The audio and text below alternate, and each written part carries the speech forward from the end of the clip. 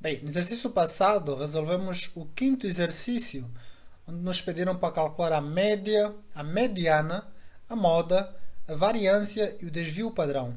Então, este foi o exercício do vídeo passado. E hoje, qual é o nosso exercício para hoje?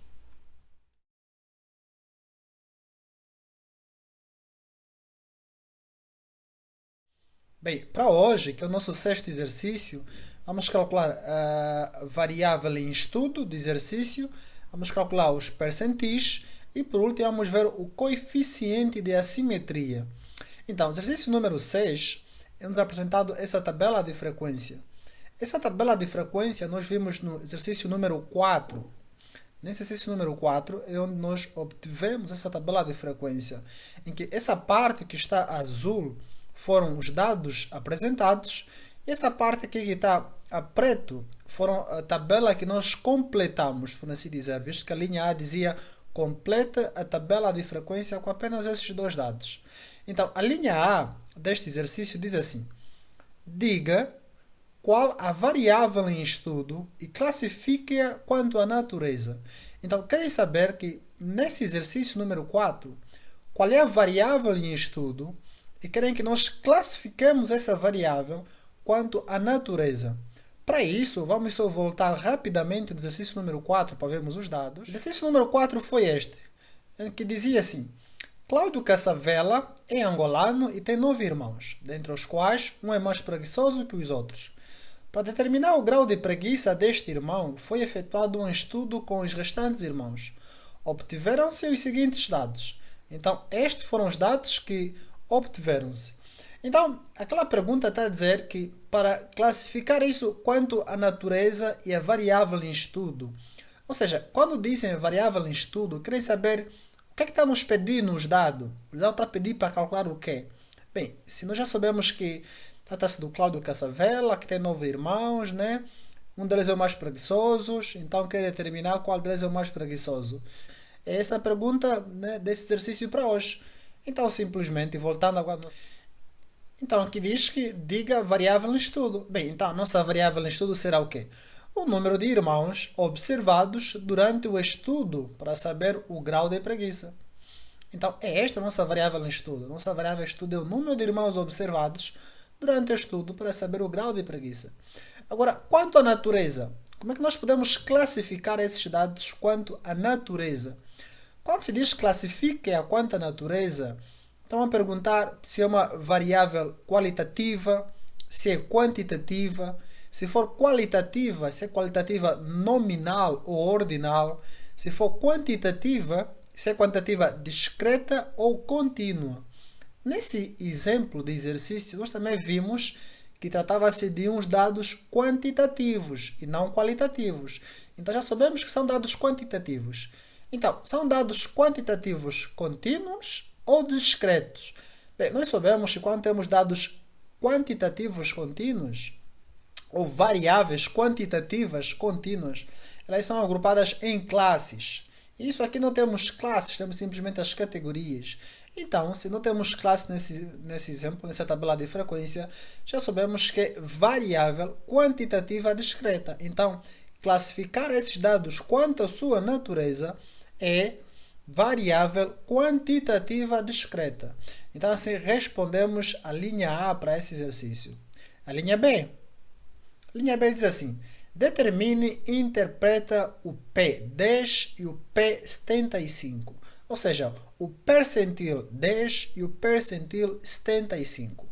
Na aula teórica sobre percentis, quantis e decis, nós vimos que o percentil, ou seja, os percentis é igual a isto, é igual a isto. Escrevendo assim, ou representando assim, ou representando assim, é a mesma coisa. Então quer dizer que nós podemos representar esse P10 e P75 assim e também assim. No primeiro vídeo sobre exercícios, nós calculamos como achar o quantil, né? Quantil 1, quantil 2 e quantil 3. Bem, mas na verdade, a fórmula que nós utilizamos para calcular os quantis visto que se nós calcularmos os quantis, como é igual aos percentis, então vamos obter o mesmo resultado. Se nós obter o resultado desse, então também serve para o resultado desse. Então, a fórmula que nós vimos na aula teórica e no primeiro vídeo sobre exercícios foi esta aqui. Que primeiro tiramos o número total do n, e nessa tabela de frequência o nosso n é 235. Depois vamos tirar o p que queremos calcular, né? Nesse caso o percentil 10, também pode ser 0,10, que queremos calcular. Depois então vamos multiplicar o n pelo p e dá 23,5. Esse é o primeiro passo que nós temos que fazer para podermos calcular.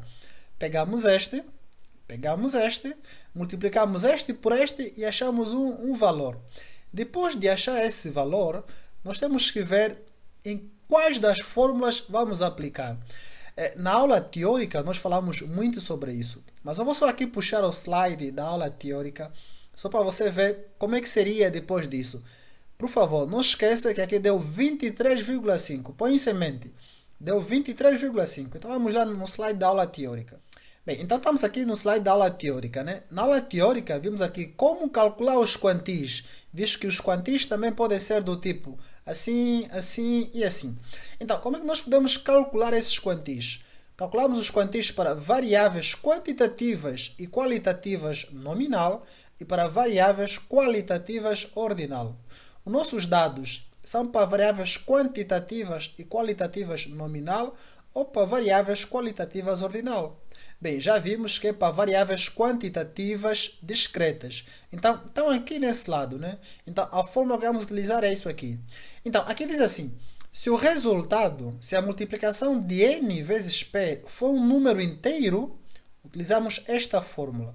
Se a multiplicação de np não for um número inteiro, utilizamos essa fórmula.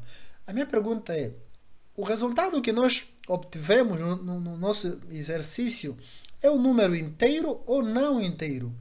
É não inteiro, porque obtivemos 23,5. Eu disse para não esquecerem.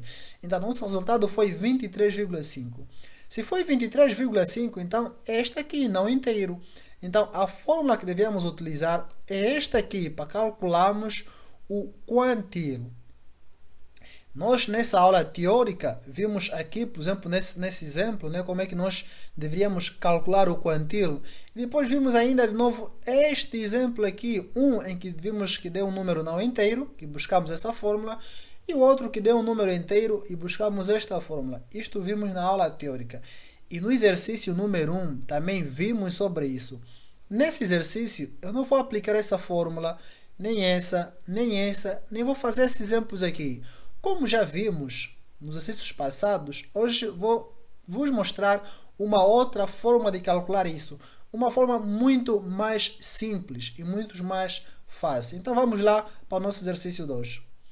Bem, então, voltando aqui no nosso exercício para hoje, então nós vimos que, né, nos deu 23,5, que tínhamos que utilizar aquela fórmula que deu números não inteiros, mas eu disse que hoje nós não vamos aplicar fórmula nenhuma e vou vos ensinar de uma forma muito mais simples para calcular isso.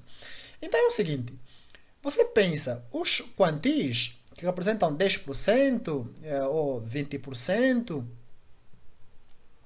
ou 30%, ou 40%, ou 75%, ou até 100%. Para nós podermos ver isso é simples. Você vem nas frequências relativa acumulada. As frequências relativa acumulada é onde nós temos que verificar para calcular isso aqui, os quantis, os percentis, os decis, tudo isso. Então você vê aqui e diz assim, e vê o seguinte, onde é que está 1% ou 10% nesse caso? Bem, 0%, aqui começa do 0% e vai até 0,0723%, correto? Sim.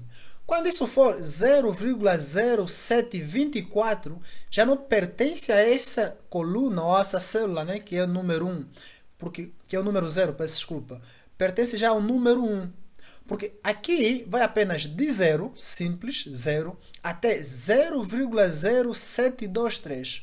Quando for 0,0724, já não pertence na célula que é igual a 0, mas sim pertence na célula que é igual a 1. Então, na célula que é igual a 1 vai de 0,0724 até 0,2638. Na célula 2 vai de 0,2639 até 0,6212 e assim sucessivamente. Então quer dizer que aqui nós vamos até isto, aqui vamos até isto, aqui vamos até isto, aqui vamos até isto. Tudo isso. Então vamos agora mudando tudo isso para percentagens. Visto que aqui está 10%. Isso é 10% e 75%. Então vamos transformar isso tudo em percentagens. Então vamos lá. Se nós transformar tudo isso em percentagem, é multiplicando tudo isso por 100. Então, se eu multiplicar isso por 100, ele vai vir até aqui, né? Acho que o amarelo não está a se ver bem. Deixa-me só apagar. Vamos experimentar o vermelho. Ok, acho que o vermelho está bom. Se eu multiplicar isso por 100, ele vem até aqui, correto? Então, isso vai apenas valer 7%. Se eu multiplicar também isso por 100, então ele vem até aqui. Isso vai valer 26%. Se eu multiplicar isso por 100, então isso vem até aqui. Vai valer 62,12%. Aqui também seria 7,23%, 26,38%. Aqui mesma coisa, por 100, viria até aqui.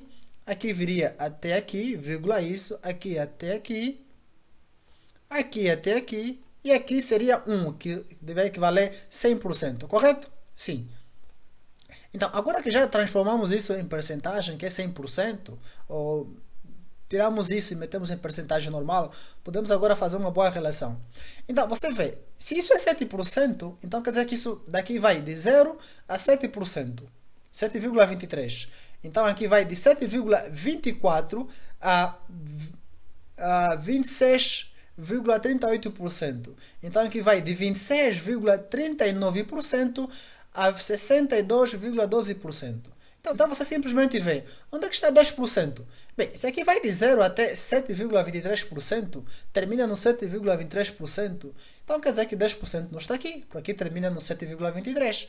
Se aqui termina no 26,38%, então quer dizer que 10% está aqui. Por aqui vai do 7,24% a 26,38%. Então aqui está o 10%.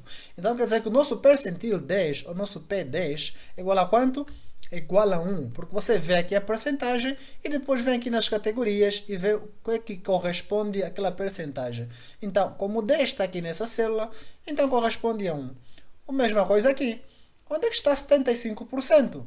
Bem, vimos que aqui termina 7,23, aqui termina 26,38, aqui termina em 62,12, aqui termina 84. Calma aí, 84, então já passou 75. Então vamos voltar. Então, se aqui termina em 62,12, quer dizer, quando for 62,13, já não pertence a esse 2, pertence a esse 3. Porque esse 3 vai de 62,13 a 84,25. E o 75 está nesse meio. Então quer dizer que o nosso P75 está aqui nesse meio. E nesse meio equivale a quanto? Equivale a 3. Então quer dizer que o nosso P75 é simplesmente igual a 3. Então é isso. Você pode achar o quantil, o percentis, sem fazer aquela fórmula que eu disse que fazendo isso, depois ver se é inteiro, se não é inteiro. Simplesmente você vem para a frequência relativa acumulada e você vê onde é que está 10%, onde é que está 20%, 40%, 50%, 70% e faz a relação com as categorias, vê que número corresponde a isso e você mete aqui. Simplesmente isso. Correto? Ok, então vamos continuar. A linha C nos dá aqui essa tabela descritiva em que temos nos dado no programa SPS. Mas não se preocupa, nós vamos falar um bocadinho sobre isso. Onde é que nos dá a estatística, os erros, a média, o mínimo, o máximo, o range. Esse range alguns chamam de alcance, mas aqui em estatística está a significar amplitude. E depois essa aqui é a nossa assimetria. Isso aqui não liga, quase não vamos utilizar ou precisar deste aqui. Então a pergunta diz assim: com base nos dados apresentados na figura, esta figura aqui, calcule o coeficiente de assimetria amostral e interprete o resultado obtido. Então, querem que você calcule o coeficiente de assimetria amostral disso e interpretar o resultado obtido. Então, na aula teórica, nós também falamos, aqui também uma aula teórica que falamos sobre os coeficientes de assimetria. Eu vou só aqui puxar o slide da aula teórica para você ver que nós abordamos lá. Ok, então já estamos aqui no slide. Na aula teórica, nós abordamos sobre isso, né? Falamos sobre medidas de achatamento. Na descrição daqui desse vídeo tem todas as aulas teóricas e todos os exercícios abordados até agora sobre estatística descritiva. Então é aqui que nós vimos que coeficiente de assimetria amostral, que está nos PD. Então a forma que calculamos a assimetria no SPSS é a assimetria, que temos aqui abreviado, aqui faltava tipo N, E e depois 2S. Isso é uma abreviatura. Sobre o erro da própria assimetria. Então, esta é a fórmula que nós utilizamos para calcular isso. Então, se lá estamos pedir para calcular isso, então vamos lembrar, a fórmula é esta. Então, vamos buscar onde tem o valor deste e onde tem o valor do erro desse, correspondente a esse. Vamos voltar ao nosso exercício. Então, voltando ao nosso exercício, então a fórmula é esta, né? Então, utilizamos esta fórmula para calcularmos a nossa assimetria, o nosso coeficiente de assimetria amostral. Então, vamos aqui nessa tabela apresentada e vamos ver onde é que encontramos este. Então, este aqui, está aqui este, né? Que é a nossa assimetria. Então, o valor é este. E depois diz que calcula o erro correspondente à assimetria. Então, vamos aqui, vamos ver onde está o nosso erro. E vamos descer, correspondente à assimetria está aqui. Então, esse. Então, será este dividir por este. Isso quando está aqui vírgula e aqui em frente não aparece nada, quer dizer que aqui seria zero, né? Então aqui seria 0,660, 0,159. Então, substituindo esses valores, será 0,660 dividir por 0,159. Então, dividindo este por este, dá isto. Então, nosso resultado deu 4,151. A pergunta diz, interprete o resultado obtido. Como é que nós vamos interpretar este resultado? O que é que isso quer dizer? Bem, é para dizer se é simplesmente assimetria, se é positiva, se é negativa. Vamos voltar no slide da aula teórica. Bem, no slide da aula teórica, nós vimos que quando o resultado disso for menor que 1,96, simplesmente disse simetria. Quando o resultado for maior que 1,93, dizemos assimetria positiva. Quando o resultado for menor e negativo que 1,96, então é assimetria negativa. Então, todos eles, né, é com base nisso aqui. Essas formas que nós temos que nos basear para dizer se é assimétrico positivo, se é negativo ou simplesmente se é simetria. Então, vamos voltar e vamos ver quanto é que deu o nosso resultado. De relembrar, nosso resultado deu quanto? 4, qualquer coisa, correto? É isso mesmo. Então, se deu 4, qualquer coisa, então já sabemos que está aqui, né? Não está aqui, não está aqui, mas está aqui. Então, voltando ao nosso exercício, nos deu 4,151. É maior que 1,96. Então, interprete o resultado obtido. A interpretação será, como a assimetria é maior que 1,96, logo, a distribuição do conjunto de dados é assimétrica positiva. Então, este é o nosso resultado para a linha F. Bem, seria a linha C, né? Mas acho que eu passei aqui F, não faz mal. Então, este é o resultado para o nosso exemplo de hoje, o nosso exercício para hoje, onde vimos a classificação da variável quanto à sua natureza, calculamos e interpretamos os percentis e os quantis, e vimos por último a assimetria, o coeficiente de assimetria amostral, e interpretamos os resultados. Qual será o nosso exercício para a próxima aula?